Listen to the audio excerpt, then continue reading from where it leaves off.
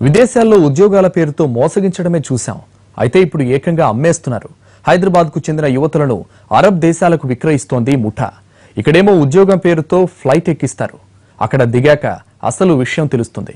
తిరిగి రాలేక రొంపిలో పడిపోతున్నారు మహిళలు. అయితే ఎలాగో సౌదీ షేక్ల చెర నుంచి తప్పించుకొచ్చిన యువతి అక్కడ భయానక పరిస్థితులను కళ్లకు కట్టింది.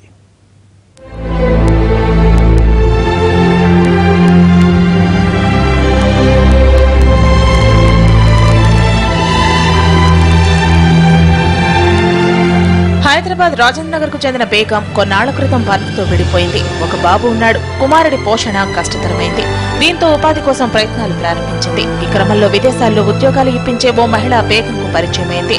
సౌదీలో టైలరింగ్ డిజైనింగ్ లో ఉద్యోగాలు ఉన్నాయని చెప్పిందా మధ్యవర్తి.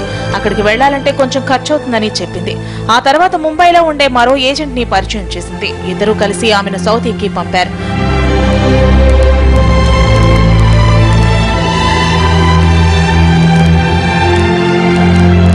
సౌదీలో దిగాక అసలు కష్టాలు మొదలయ్యాయి. టైలరింగ్ డిజైనింగ్ పని కోసం వెళ్లిన బేగంకు అక్కడ ఎయిర్పోర్ట్ లో దిగ్గానే షాక్ తగిలింది.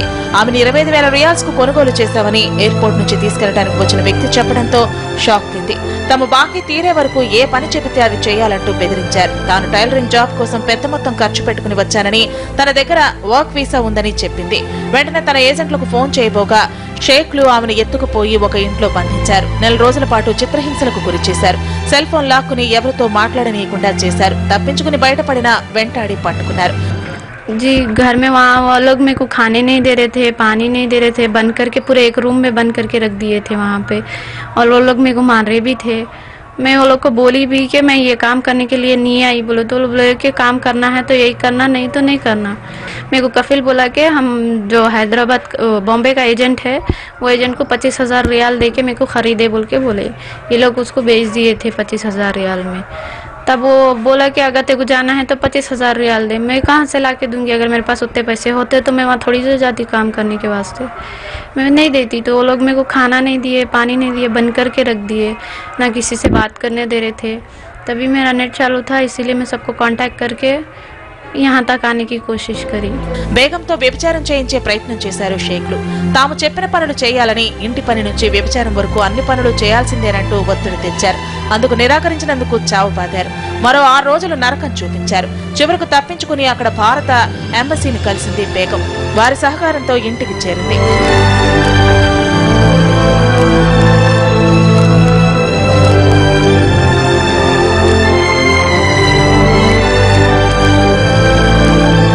పొట్టకూటి కోసం ఇక్కడ ఏదో ఒకటి చేసుకోవడం కోసం ఉత్తమని కొందరు దళారుల మాటలు నమ్మి మోసపోవద్దని హెచ్చరించింది. కూతురు జీవితం బాగుంటుందని భావించి సౌదీకి పంపించామని, అక్కడి సమస్యలు తెలిసాక గుండె రగిలిపోయిందంటున్నారు బేగం తల్లిదండ్రులు. लेकिन क्या है, मेरे को तकलीफ बहुत गुजरी। एक किस्म की मेरे पेट में हौल हो गई थी कि मेरी बच्ची अब नहीं आती।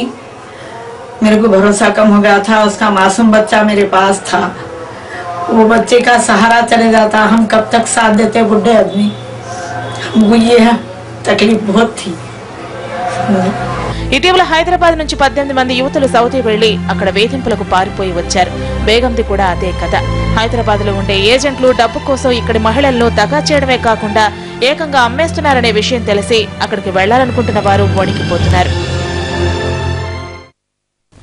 బేగం తెలివిగా తప్పించుకుంది కాబట్టి సరిపోయింది. కానీ తప్పించుకోలేక సౌదీ షేక్ల చేతిలో నలిగిపోతున్న వారు ఎందరో ఉన్నారు. ఇక్కడి ఏజెంట్ల మాయమాటలు నమ్మి దగా పడుతున్న వారు కోకొల్లలు. విషయాన్ని బయటపెట్టిన వారు కొందరైతే చెప్పలేక కుమిలిపోతున్న వారు ఎందరో.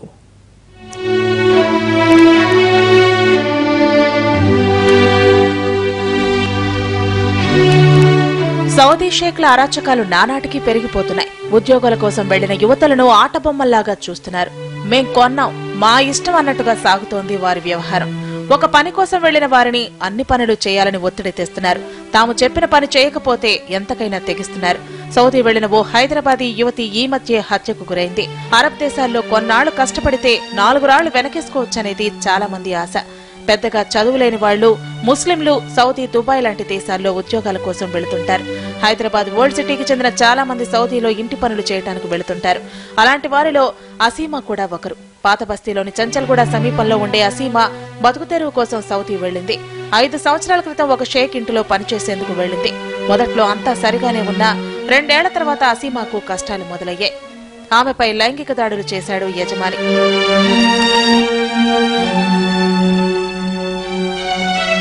షేక్ వేధింపులను తట్టుకోలేక అసీమా హైదరాబాద్ వచ్చేసేందుకు ప్రయత్నాలు చేసింది. అయితే ఆమె పాస్పోర్ట్ షేక్ దగ్గరే ఉండిపోవడంతో బయట పడలేకపోయింది. యజమాని ఆగడాలను తట్టుకోలేక తన తల్లికి ఫోన్ చేసి చెప్పింది. అసీమాను తీసుకొచ్చే ప్రయత్నం చేస్తుండగానే ఆమె తీవ్ర గాయాలతో ఆసుపత్రిలో ఉన్నట్లు సౌదీ నుంచి సమాచారం వచ్చింది. అసీమా మీద అత్యాచారం జరిగినట్టు ఆసుపత్రి వాళ్లు చెప్పారు.